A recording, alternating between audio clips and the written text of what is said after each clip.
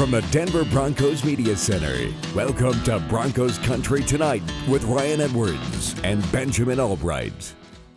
Welcome to Broncos Country Tonight. Thrilled to be joined in studio by the great Steve Atwater. What up, Pat? What up, R. Edwards, Benjamin Allbright? It's good to have you here, man. One of the things that's going to be exciting to watch for the Broncos in the short and long-term future is the progression of Nathaniel Hackett and this coaching staff. And I was wondering, I want to talk to you guys today a little bit about what should the expectations be? Oftentimes, it's those first 3 years. Most coaches get 2 to 3 years. You obviously sign a 4-year contract, but you get 2 to 3 years to really show something. So what should the expectations, what are realistic expectations for Nathaniel Hackett in his first coaching tenure? Well, I would say more than anything, just the players knowing what they're doing, assignment-wise, and then going out there playing as hard as they can play. Because I think that's, in the end, is going to give us the best chance of having success on the field. And obviously that's what the end goal is to have a bunch of wins, not a bunch of losses. Well, see, that was the layup here. I was like, all you had to say was win, and he'd be fine. Then I was going to come back with, I played this whole thing in my head. Then I was going to come back with, no, there's levels to this, there's layers to this. You went to the layers first. But yes, winning, of course. Like, that has to happen. Yeah. And I think that happens by guys knowing what they're doing, knowing, really understanding why they're doing things and doing it well and at a high level, and the effort showing on the tape, not just guys talking about it. Okay. What are some markers, Ben, of coaches that are getting it, that it's all working together? I thought the one that Steve brought up there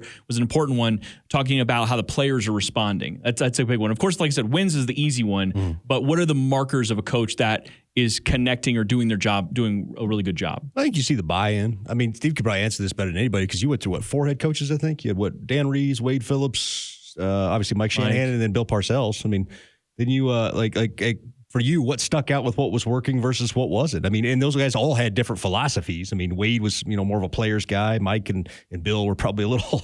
Yeah, most of the teams that I played on where we had success, the coaches were kind of, players, coaches, and had great relationships with the players. The players, enjoyed coming to the building and enjoyed each other.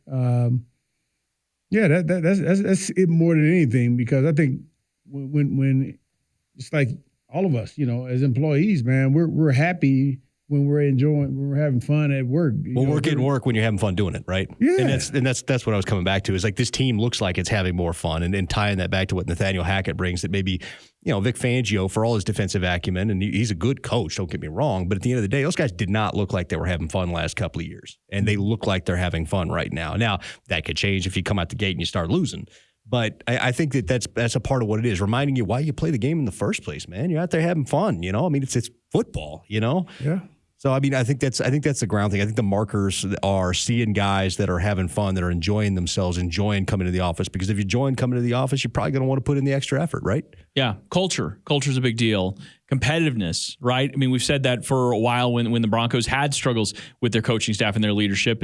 When there'd be games out there and you're just like, man, this team does not look like they're ready to play. And I think, so before we get to the wins and expectations of Super Bowls and all those kinds of things, I think when you're looking at a coach and you're trying to decide, is this the right guy to go to the next contract and beyond, you're thinking about the culture. You're thinking about, is this team ready to play? Do they like coming to work? All those kinds of things. I think that's tied in. So then now let's get to the real expectations, the stuff that the fans have been waiting for, the on-the-field stuff. What's realistic here in 3 years? Okay, what do the Broncos in each of these years need to be able to do? You talking about record-wise? In that specific record, if you want to say you got to make the playoffs all 3 years, right? Okay. Or, hey, 2 out of the 3 years, I'd like to see them make the playoffs. Hey, one of those 3 years, especially with Russell Wilson here, you should probably make a Super Bowl or at least be in an AFC championship game. What's realistic? Yeah, I would definitely say playoffs.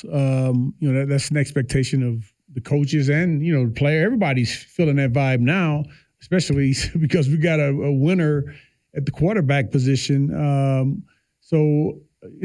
don't think there's too much to expect. Now, obviously, things can happen with injuries and that type of thing. But barring injuries, obviously, playoffs is, I would say, the first level. That's the minimum level there.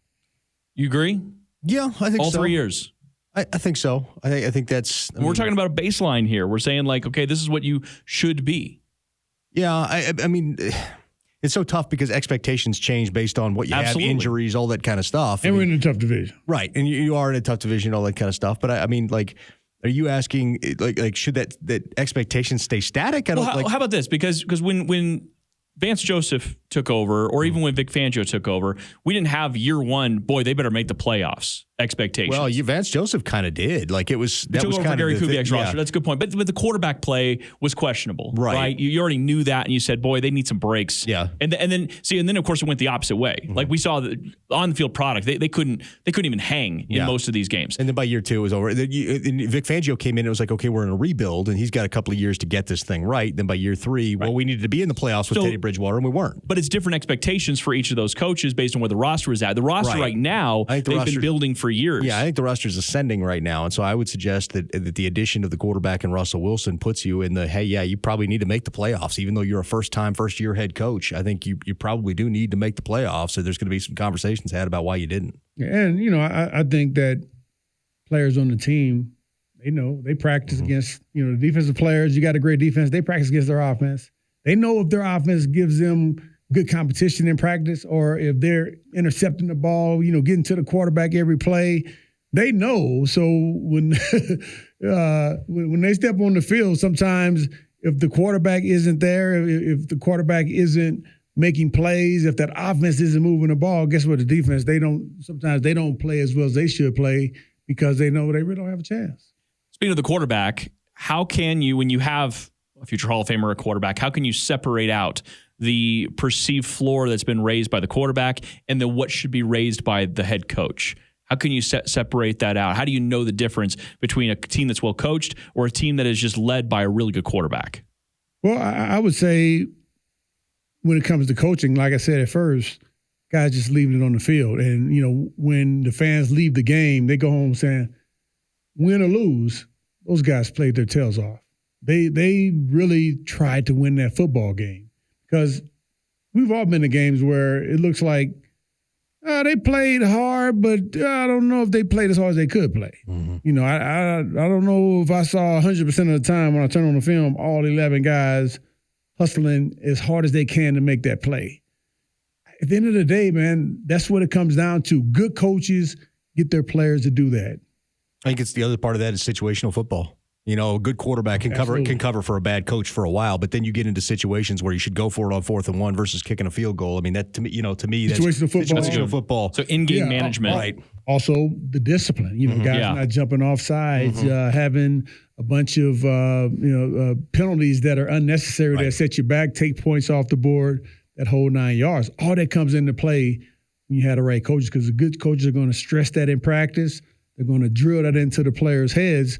And obviously, there are going to be some penalties, but those penalties will be much less than a lot of other teams in your division. The coach's job is to give you the maximum winning percentage given your maximum self out there playing. Like if you're executing at your max potential, the coach's job is to give you the best winning percent, the best percentage, the best odds to be able to use that to win football games. And if you're not winning situational football and you're committing penalties, you're not well coached. And I also add in adjustments. That's one of the things that we've discussed historically. Right. Yeah, the coaches in-game, in-season adjustments, understanding that the scheme that you have has to be a little bit of a living, breathing organism.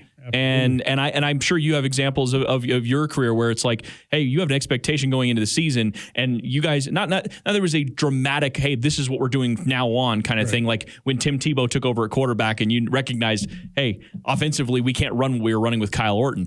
It doesn't always have to be that dramatic, but sometimes it's minor shifts and having a pulse of those kinds of things. Gary Kubiak was great at having that pulse of the locker room when Brock Osweiler was in there and Peyton Manning was sort of waiting in the wings trying to work his way back, knowing, well, hey, this week it's got to be Brock Osweiler, but Peyton's still available there in an advisory role until they needed him.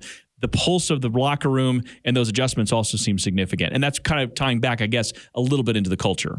No, that's extremely important. And, having good guys up in the box, because, when the coaches that are on the field, at the field level, you can't really see everything. You only see it from the field perspective versus the guys up in the box.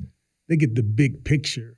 And, you got to have guys up there that know what they're looking at and know how to suggest different changes for things that are going on during the game to make sure that they can make those adjustments properly. So certainly the easy answer for expectations of Nathaniel Hackett are win, right? Win, make the postseason, heck, win a Super Bowl. That would be the easy thing. But understanding that these, I think you said, is perfect. It's not always static. It doesn't stay put. You make the playoffs this year. What if you miss next year, the year after? Well, certainly that ratchets things up for the third year. Yeah, I think given this roster and given this quarterback, though, if you don't make the playoffs, you have to ask the questions. You have to say, why didn't we? Yeah. Is that, do we not have the personnel to execute? If we do have the personnel to execute, then what's the problem here? Is it the scheme? Is it the coaching? Is the coaching not maximizing the players? They're not able to get the most out of the players. Is there, you have to figure out what that thing is. Figure out what those reasons are that you're not making it, and then reassess. And I think that's a constant evaluation. It's a self-evaluation as an organization, and it's an end-of-year evaluation as an organization as well. Yeah, and I think as the season goes on, I mean, obviously everyone in the media will be breaking down everything that happens every game. And we'll get a good idea if they're dialed in on that, if the coaches are dialed in on making the adjustments and, putting the players in the right position to make the plays. So, I mean, right now it's so early. And, like I said, everybody's happy now. Everybody's, in a good mood. But, when the season starts, those games, real bullets start flying, there are going to be some ups and some downs. No team has ever had a season where everything just went their way. So, but I firmly believe, though, that we have the right coaches and the right players for this year to have a significant turnaround from last year. Yeah, it feels that way. And again, we'll see what the win-loss record is. But I think that you get to that point at that into the third year, because you don't, and the reason we're talking about this through 3 years is usually by that fourth year, you want to either extend the coach or you want to move on. The reason we're talking about it is all the markers of what George Payton, right? Assuming he's still in charge there at GM, which we all do. What markers he's going to be looking for on the direction the team is headed. If you're not a Super Bowl winner at that very moment, what's keeping us from that? Mm-hmm. And is it the coach? Is it, what are the small tweaks we need to make? But more than anything, you just have to ask yourself that question. And I think if you hit all the things we just hit on, culture, talking about game adjustments, season adjustments, all those kinds of things, I think that the Broncos will be in good shape, and they'll probably look to keep things going down the track with their coaching staff. All right, for Steve Atwater, Benjamin Allbright, I'm Ryan Edwards. Thanks for watching Broncos Country Tonight.